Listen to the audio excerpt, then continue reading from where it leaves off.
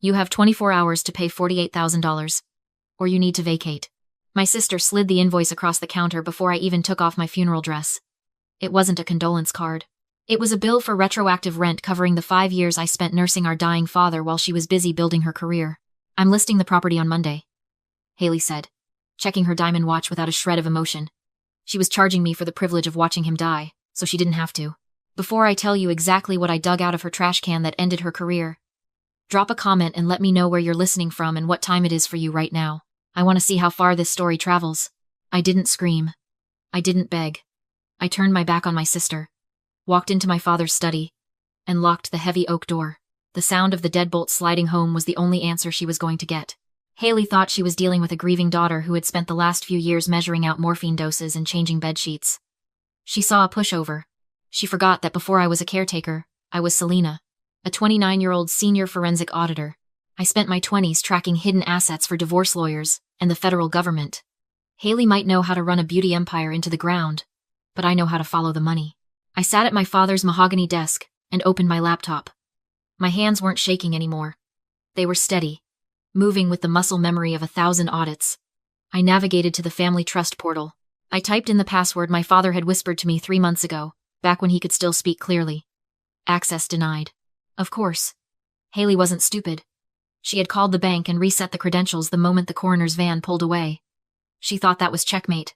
But Haley is the kind of person who uses the same password for her Instagram as she does for her banking, and she is too arrogant to understand how security protocols work. She had changed the password, but she wouldn't have known how to disable the two-factor authentication linked to a physical device. I needed that code.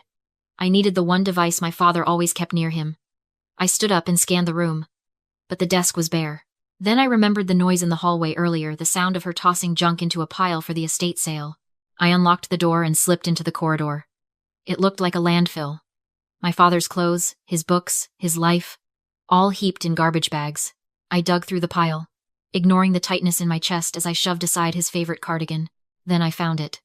His old iPad, face down under a stack of magazines. The screen was cracked spiderweb thin across the corner. I pressed the home button. Nothing. The battery was dead. I ran back into the study and rummaged through the drawers until I found a charging cable. I plugged it in and stared at the empty black screen, holding my breath. If this didn't turn on, I was just a homeless girl with a laptop. A minute passed. Then 2. The red battery icon finally flickered onto the screen. I waited, watching the percentage tick up. 1%. 2%. Ding. I hit resend code on my laptop. The iPad lit up. Your verification code is 4920. I typed it in. The dashboard loaded, and the truth laid itself out in neat, digital rows. I saw the balance, and right below it, I saw the pending transaction. Haley had set up a transfer of $450,000 to a shell company called Lumina Ventures. It was queued to clear in 48 hours. My instinct was to hit cancel. I could stop it right now. I could freeze the account, call the bank, and start a civil war. But that's what a sister would do. An auditor knows better. If I stopped the transfer, it was just a family dispute over an inheritance. A civil matter. But if I let her send it? If I let her move that money across state lines into a fraudulent account while I held the power of attorney? That is wire fraud. That is a federal crime. I didn't cancel the transfer. Instead, I opened a new tab and navigated to the FinCEN portal. I started drafting a suspicious activity report. I filled in the account numbers, the amounts, and the beneficiary details. I wasn't going to save her from herself. I was going to let her put the handcuffs on her own wrists. I saved the draft, ready to launch the moment she made her move. The movers didn't knock. They pounded on the heavy oak door at 7 in the morning, a rhythmic thudding that vibrated through the floorboards I had spent the last 5 years pacing. Haley stood in the foyer, sipping a latte, pointing at my life like it was debris she needed to clear from a construction site. Take the guest room first, she instructed the crew foreman. Anything in cardboard boxes goes to the curb. Anything that looks valuable stays. She didn't look at me. To her, I was just another tenant she was evicting, a squatter who had overstayed her welcome the second our father's heart stopped beating. I went upstairs and started folding the few clothes I hadn't already packed. My room wasn't really a bedroom. It was a glorified storage closet next to Dad's suite, chosen because I could hear him if he coughed in the middle of the night. As I stripped the sheets off the narrow cot, the smell of the house hit me, not the lemon polish Haley's cleaning crew had used yesterday, but the underlying scent of sickness, antiseptic, old paper, and the metallic tang of oxygen tanks. For 5 years, This smell had been my entire world. Haley liked to tell her friends that I was finding myself during my 20s. She painted a picture of a wayward sister crashing at Dad's place because she couldn't hold down a job. The truth was, in the bank statements I had downloaded the night before, when Dad got sick, his insurance covered 40% of the home care. Haley refused to chip in for the rest. She said her liquidity was tied up in inventory. So, I liquidated my 401. I drained the savings I had built auditing tech firms. I spent $80,000 of my own money on nurses, medication, and the specialized bed she was now trying to sell for a profit. I remembered the night the doctor told us it was terminal. I was holding Dad's hand, trying to memorize the lines on his palm. Haley was in Cabo. She didn't fly back. She sent a text saying she was too empathetic to see him like that her spirit was too fragile to handle the negative energy of a hospice environment. She posted a photo of a sunset that night with the caption, "Healing." I was changing adult diapers and learning how to adjust morphine drips while she was protecting her peace on a beach. I walked past her on my way out, carrying the single box that contained my entire life here. She wrinkled her nose, stepping back as if my grief was contagious. "Make sure you leave the keys on the counter," she said, scrolling through her phone. "And Selena, don't make a scene when you leave. The neighbors are watching." I looked at her, really looked at her, and realized she didn't see a sister. She saw a balance sheet liability. She thought she was kicking out a leech who had lived rent-free in a multi-million-dollar brownstone. She didn't realize that the rent she tried to charge me yesterday had already been paid in blood, sleepless nights, and a career I put on hold to save the man she ignored. She thought she was winning because she held the deed. She didn't know I was walking out of that house with the one thing that was going to destroy her: the truth about where the money actually went. I walked into the living room for one last look. Not at the house, but at the fireplace mantel. That was where the urn sat. It wasn't an expensive piece, just a simple, brushed brass vessel that Dad had picked out himself 3 years ago, joking that he didn't want to be showy in the afterlife. It was the only thing I had explicitly asked for in the settlement emails. I didn't care about the furniture or the art. I just wanted him. The mantel was bare. Not just bare, scrubbed clean. A generic abstract painting now hung where his portrait used to be, and a vase of white lilies stood in the center. Perfectly symmetrical. Perfectly soulless. I found Haley in the sunroom. She was directing a staging assistant on the proper angle for a throw pillow. "Haley," I said, my voice sounding calm even to my own ears. "Where is the urn?" She didn't turn around. She just waved a hand vaguely toward the front of the house. "I had to clear the surfaces, Selena. The realtor said personal items make it harder for buyers to visualize themselves living here. It's psychology 101. "I didn't ask about the psychology," I said, stepping closer. "I asked where our father is." Haley finally turned. She looked annoyed, like I had interrupted a crucial business meeting to ask about a missing sock. "It was morbid," she said, smoothing the front of her silk blouse. A heavy metal pot full of ash sitting right there in the focal point of the room? It didn't fit the aesthetic. It was clutter. "Clutter," I repeated. The word tasted like metal. Yes, clutter. So I got rid of it. My eyes darted to the boxes in the hallway. "Which box is he in?" Haley laughed. A short, sharp sound. "He's not in a box, Selena." I tossed it. "This morning." She pointed a manicured finger toward the large bay window that overlooked the street. I looked out just in time to see the city sanitation truck rumbling away from the curb. The mechanical whine of the compactor echoed through the glass, a grinding, crushing sound that vibrated in my teeth. I watched the truck turn the corner, carrying the remains of the man who had taught Haley how to ride a bike. The man who had co-signed her first business loan. The man I had held while he took his last breath. I stood there for a long moment. The logical part of my brain, the auditor part, knew that ashes are just carbon and bone fragments. But the daughter in me felt something snap. It wasn't a break. It was a calcification. Up until this moment, I had been operating on a sense of justice. I wanted to stop her from stealing. I wanted to protect the estate.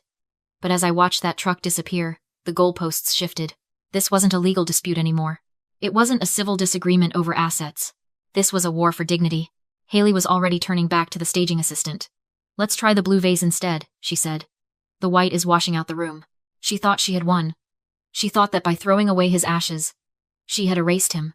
And by kicking me out, she had erased me. She didn't realize that she had just removed the only thing holding me back. I wasn't just going to report her to the authorities. I wasn't just going to file paperwork. I was going to look her in the eye when her world fell apart. I adjusted the strap of my laptop bag on my shoulder. It felt heavier now, weighted down not just by the evidence of her fraud, but by the absolute necessity of her destruction. "Goodbye, Haley," I said. She didn't answer. She was too busy adjusting the lighting for a house she no longer owned. I arrived at the financial district 40 minutes early. I needed that time. I needed to compose myself, to put the armor back on. I was wearing my only good suit, a navy blue number I usually reserved for federal audits, and heels that clicked with authority on the pavement. I wasn't going into that meeting as a grieving daughter. I was going in as a professional who knew exactly where the bodies were buried. I turned the corner toward Vanguard Law, rehearsing the confrontation in my head. That's when I saw him. A block away from the entrance, a construction crew had left a trench open, surrounded by orange cones but poorly secured. An elderly man in a wheelchair had tried to navigate the narrow plywood ramp, but a wheel had slipped. He was stuck, one side of his chair sunk deep into the wet, clay-heavy mud. People were walking past him. Businessmen in $3,000 suits stepped around the scene like he was a traffic cone, their eyes fixed on their phones, terrified that acknowledging him might cost them 30 seconds of their day. I checked my watch. I had 30 minutes. If I stopped, I risked being late. If I stepped into that mud, I risked ruining the image of competence I needed to project to Haley. But then I thought about the urn in the trash. I thought about the way Haley looked at clutter. To the people walking by, this man was clutter. I didn't think. I stepped over the caution tape. The mud sucked at my heels immediately, coating the leather in thick, gray sludge. Don't move, I said, dropping my laptop bag on the dry concrete. I've got you. The man looked up. He had sharp, intelligent eyes, but his hands were shaking as he gripped the armrests. You're ruining your shoes, miss, he said, his voice raspy. You look like you're heading somewhere important. I am, I grunted, getting a grip on the metal frame. But shoes are depreciating assets. People aren't. I heaved. It took everything I had to dislodge the wheel from the suction of the clay. My skirt was splattered. My hands were filthy, but with one final pull, I got him back onto the plywood and up to the sidewalk. I grabbed a tissue from my purse and tried to wipe the worst of the mud off my hands. The man watched me, studying my face with an intensity that felt familiar. It was the way a judge looks at a defendant. Thank you, he said. He adjusted his own suit jacket, which was immaculate despite the near accident. Most people wouldn't have stopped. They calculate the cost of the interruption and decide it's not worth the return on investment. I know people like that, I said, picking up my bag. I'm related to one. He glanced at the building I was staring at, the steel and glass tower of Vanguard Law. Then he looked at the folder tucked under my arm. You're going to Vanguard? Unfortunately. Are you seeing Mark? I froze. How did you know? His expression hardened. The frailty vanished, replaced by a steeliness that made me want to straighten my spine. Because Mark is the kind of lawyer who thrives on chaos, and you look like someone walking into a war zone. He wheeled himself closer. My name is Louis, and I have a history with that firm. I hesitated. I didn't have time for a conversation. I have to go, Louis. My sister is waiting to strip me of my inheritance. Then let me come with you. I blinked. What? I'm not just an old man stuck in the mud, he said quietly. I'm the chair of the State Bar Disciplinary Board. I've been building a file on Mark for 6 months. I've watched men like him destroy lives because the legal system is too slow to stop them. It's the cost of silence. Good people see the rot, but they don't intervene because it's not their case, not their problem. I'm done being silent. If you're walking into a room with Mark, you need a witness. And I need to see him in action. I looked at this man, mud on his wheels, fire in his eyes, and I realized this wasn't a coincidence. It was ammunition. Haley wanted to see me broken? Fine. I'd walk in covered in mud, with a beggar in tow. I'd feed her arrogance until she choked on it. Okay, I said. Let's go. The Vanguard Law conference room was a sterile glass box in the clouds. When Louis and I entered, Haley and Mark were already waiting. Mark looked like every corporate predator in a tailored suit. Haley looked flawless, too flawless. They stared at the dried mud on my shoes. Then at Louis in his wheelchair. His suit still streaked with clay. Haley waved a hand. You smell awful. And who is this? Did you pick up a stray? This is a legal meeting. Mark smirked. Want security to escort him out? He's a witness, I said softly, gripping the chair. I didn't want to come alone. Fine, Haley sighed. Put him in the corner. I shrank into my seat, trembling on purpose. Predators drop their guard when they think you're beaten. Mark slid over a contract. Sign the waiver. $5,000. You give up any claim to the estate. Considering what? I whispered. Considering you're broke. Haley snapped. I let tears rise. What about Dad? The DNR order? The doctors said he could recover. Mark stiffened. Medical issues aren't relevant. He was taking too long. Haley cut in. What? To die, she hissed. I needed the estate. I have a $500,000 balloon payment due Friday. If I didn't get liquidity, I'd be in federal prison for embezzlement. She leaned back. So yes, I signed it. Now sign the waiver. Mark looked sick. My phone blinked red beside the contract. I can't, I said calmly. Why not? Because I don't deal with murderers. I tapped the screen. Her recorded voice echoed through the room. Mark shoved back his chair. I wasn't party to that. I'm here for estate settlement only. Haley laughed. You think that matters? I'll be on a non-extradition island before anyone hears it. She spun her laptop. I didn't sell the brownstone. I leveraged it. Hard money loan. They wired me $1.8 million an hour ago. House is theirs, unless you pay $2 million. She pulled out her phone. Now excuse me. Go ahead, I said. She hesitated. What? Send it. Smiling, she hit confirm transfer. The screen flashed red. She froze. Why is it declining? Mark squinted. That's not a decline. That's an administrative lock. I opened my laptop. Check your email. Account frozen, federal investigation pending. I filed a suspicious activity report 3 days ago, I said. They were waiting for a trigger. Wiring estate proceeds to an offshore shell company? That's money laundering. You just confirmed it for the FBI. Her phone dropped onto the marble. Louis rolled forward. His voice sharpened. Mark, explain to the State Bar why you facilitated a fraudulent loan. Mark stared. Chairman. Louis? That's correct. Mark bolted upright. I didn't know about the DNR. I'll testify. I want immunity. Haley lunged for me, then the doors slid open. Agents entered. As they cuffed her, she screamed. You ruined everything. The clicks of the cuffs answered for me. 3 weeks later, the loan was voided. The house returned to the trust, then to me. I tracked the sanitation trucks myself. Dug through intake lines in Queens. The urn was scratched, but sealed. Back on the mantel. The house finally smelled like dust and lemon oil instead of fear. I sat in my father's chair. No empire. No offshore accounts. Just my home. My dignity. And the debt finally paid.